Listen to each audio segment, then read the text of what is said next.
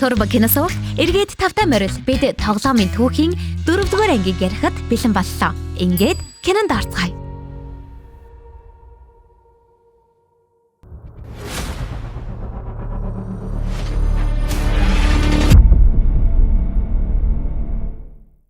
Кино 9 жилийн өмнөх Дэвисийн гэр бүлийн байшин дэх явдлаар эхэлдэг. Гадаа хүчтэй шуурга болж байгаа учраас тоглоомууд маш их айсан байлаа.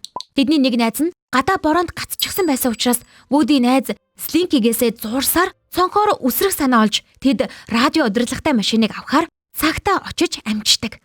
Гэвч гинэт тэд өрөөнд хэн нэгэн орж ирэхийг анзаардаг. Хадагтай Дэвис хүүхдүүд дахин тогтгоо болсон учраас Пипиг хүнд өгөхөөр шийддэг. Ингээд Вуди найз охинтойгоо уулзахаар гүн очдог боловч түүнийг гэртээ буцаж ирэх хэмээн ятгах чаддаггүй. Пип түүнд надтай хамт явж болно гэж хэлж хэглэх боловч Вуди Эндиг орхиж зүрхлэхгүй учраас үлдэх шийдвэр гаргасан. Дараа нь Энди тоглоомуудаараа хөгжилтэй тоглож байгаа. Мөн тэднийг үргэлжлүүлэн тоглуулахаар Боннид өгч байгаа хэд хэдэн акшныг бид хардаг. Одоо цаг үед эргэн ирэхэд тоглоомод шүүгэн дотор Бонниг өөрсдөр нь тоглохыг хүлээж байдаг. Бонни өнөөдөр тоглох тоглоомоо сонгохоор шүүгийг нээх боловч Вуди өөрөө сонгодоогүй дээ гунигтай үлдэнэ. Тэгээд тэр шүүгэний хаалганы завсраар харсан чинь Бонни сургуульд явах ёстой доо. Бас аав нь тоглоом авч явахыг зөвшөөрөхгүй байгаад гуниглж байгааг олж харна. Эмэс Вуди охиныг хичээл дээрээ ганцаардахгүй хантай байгаа мэт сэтгэл төрүүлэхийн тулд цүнхэнд нь нуугдаж хамт явахаар шийддэг. Тэнд Бонни хэнийг ч танихгүй. Хараахан найз нөхөдгүй байгаа учраас ширээний ард ганцаараа айгаад сууж байгааг бас харна. Вуди Боннигийн анхаарлыг сарниулж тоглуулахын тулд хогийн савнаас хичээлийн зарим материалыг хайж олох санаа гаргадаг. Бонни тэдгээр материалыг ашиглан дахин боловсруулсан тоглоом хийдэг. Багш нь түүнийг маш бүтээлж байна гэж магтдаг. Дараа нь тэр аав ээжтэй Поркиг бүтээснээ харуулдаг. Тэд аяллаар явах болно гэдгээ бас хэлдэг. Гэртээ эргэж ирэхэд тоглоомод Вудиг сургууль руу явж Бонниг асуудалд оруулж болцошгүй байсанд бас ууралдаг. Вуди тэдэнд бүх зүйл гайхалтай болсон. Бас Бонни хаягдал материалаар тоглоом хийсэн гэж хэлнэ. Гэвч гинэтэд Поркиг өөрийгөө ердөө хог гэж бодоод хогийн сав руу үсэрч орохоор үргэлж зугтаж байгааг ойлгодог. Тэгээд тэд амралтаараа аялалд гардаг. Порки боломж олдог бүртэл хог руу үсрэхийг оролддог. Вуди цаг тутамд бас түүнийг зогсооно. Учир нь Порки аль хэдийн Боннигийн хамгийн хайртай тоглоом болсон байлаа.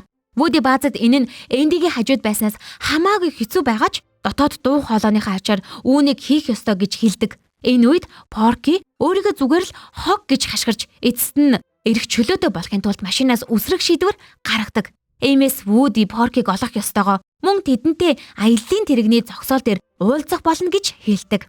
Ингээд тэр хурдны замаар түүнийг хайж алхаж агаад Поркиг газарт гацчихсан байхыг олж харна. Вуди Поркид өөрийгөө урд нь Эндигийн тоглоом байснаа түүнийг өсөж томорхыг хажуунаас нь харж агаад салцгаасан тул одоо өөрийн зорилгоо биелүүлчихэд хэрэгцээгүй мэт мэдрэмж төрж байгаагаа бас ярьж өгдөг. Дараагийн өглөө Вуди аяллаа тэрэгний зогсоол руу хүрэхээр гүйж байсан ч гинэт нэгэн эртний эдлийн дэлгүүрийг анзаардаг. Тэнд Пиптэй хамт хандивлагдсан хуучин дэлгүү байхыг олж харна. Ингээд тэр найзаагаа хайхаар дэлгүүр рүү орлоо. Түүнийг тэнд байгаа эсхийг мэдхийн тулд нэрийг нь дуудаж эхэлнэ. Тэгээд тэд тентхийн тоглоомудаас найз Пипиг нь харсан эсхийг асуухад Бенсон тэднийг хүүхдийн тэрэгэнцэрт суулган Пипийн байгаа газар руу давхал явдаг. Габи Вудигээс ямар онд үйлдвэрлэснийг нь асууж өөрийнх нь дууны хайрцаг ажиллахаа болсон гэдгийг харуулна. Вуди тэднийг дэлгүүрт үлдээхийн тулд хуурсныг бас мэднэ. Учир нь тэр Вудигийн дууны хайрцгийг хулгайлахыг хүсэж байсан юм байна. Ингээд Вуди тоглоомудаас зүгтгэхийн тулд тэрэгэнцэр дээрээс үсрэн бууж бяцхан охин өөрийг нь олж аваасаа гэсэндээ уяагаа татах санаа олдог. Гэвч ганц асуудал нь тэд Поркиг барьж авсан явдал байлаа. Зогсоол дээр Бонни Поркиг хайснаа мэдэж тоглоомод найз нь буцаж ирээгүй санаа зовно. Бааз юу хийхээ мэдэхгүй гайхаж агаад өөрийн дуу хоолойг сонсохын тулд товчлууруудаа дарж үзэх санаа олдог. Тэгээд тэр найзаагаа хайхаар хаа нэгтээ гүйдэг боловч зугаацах Парки хин нэгэнд баригдаж дуусдаг. Парк дээр нэгэн охин Вудигээр тоглож байдаг. Тэгээд анзаарагдалгүй зугтах боломжийг бас ашигладаг. Гэвч гинэт элсний хайрцаг дотор тоглоомод байгааг хардаг. Тэр Паркийн хүүхдүүдийн нэгэнд баригдаж орхино. Тэгтэл Вуди Пипиг олж харсан байдаг бөгөөд тэд бутны цаана нуугдахаар замхүүн. Тэд биенээ дахин хизээж харахгүй байх гэж бодож байсан ч эргэн уулзсандаа маш их баярлаж Пип Вудид өөрийгөө хിവэрэ хонтойгоо байгааг харуулна. Тэгээд тэр Вудид өөрсдөө гадаа амьдраа 7 жил болж байгааг хүүхдүүдээр тоглуулахын тулд энд тэнд явдаг гэдгийг хэлнэ. Вуди өөрийгөө эзэн рүүгээ буцаах ёстой бас тэдэнтэй хамт үлдэж чадахгүй гэдгээ мөн эртний эдлийн дэлгүүрт нэг тоглоомоо гээж гисэн гэдгээ хэлнэ. Тоглоомод Вудид тэр дэлгүүрээс зугтаж гарсан учраас хэтэрхий аюултай хамт явахгүй гэж хэлнэ.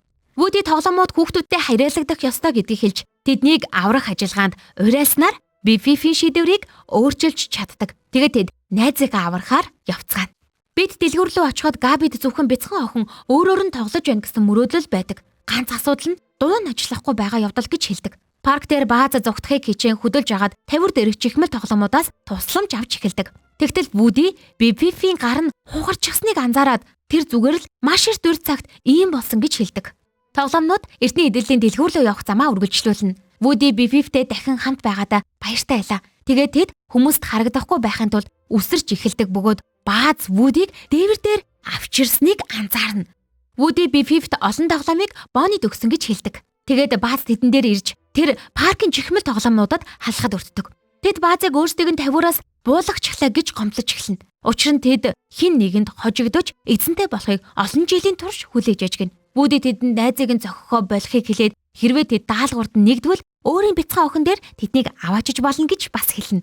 Аялын тэрэгэн дотор Бонни Поркиг гээсэндээ маш их гониглно. Тэгээд бас утгагүй хөдлөх гэж яагаад нь тоглоомнууд санаа зовж эхэлнэ. Иймээс Джесси тэднийг илүү хурдан хугацаагаар саадуулахын тулд машинаас гарч дугуйнуудын нэгийг нь хатгаж цоолох шийдвэр гаргадаг. Бид дэлгүүрт эргэн очиход Бифиф тоглоомуудыг баригдалгүйгээр нууцаар нэвтрэхэд нь тусалж байдаг. Бифиф тэдэнд шилэн хорго руу авирах ёстой. Мөн дэлгүүрийн эзний муурнаас болгоомжлохыг сануулах боловч гинэд Бонни дэлгүүрт ирснийг сонсоод Вуди Поркиг буцааж авахын тулд гүйж эхэлдэг.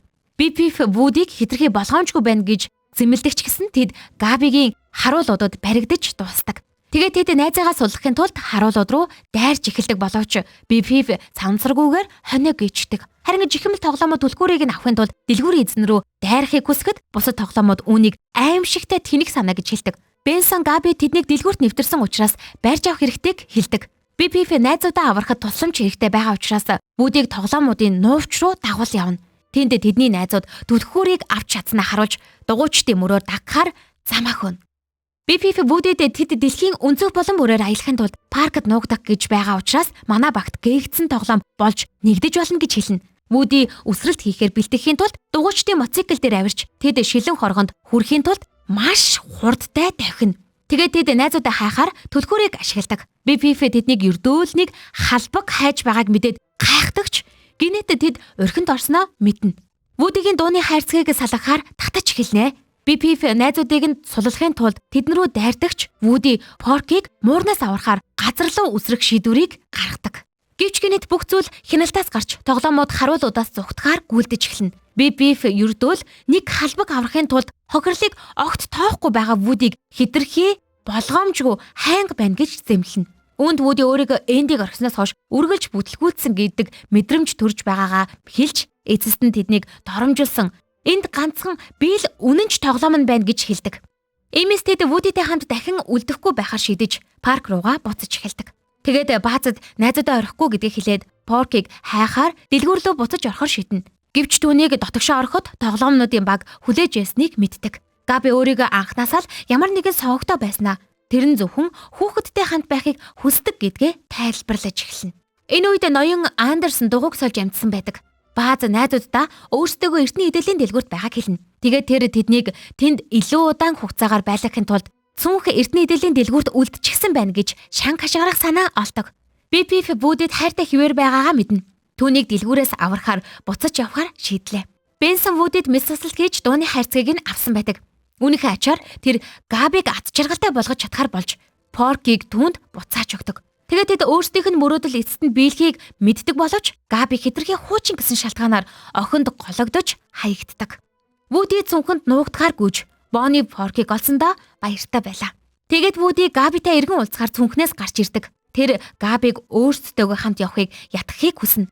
Тоглоомнууд паркын тойролго руу явах замаа хөөнө. Учир нь тэдний найзууд гэр бүлийг тийш нь чиглүүлж байлаа.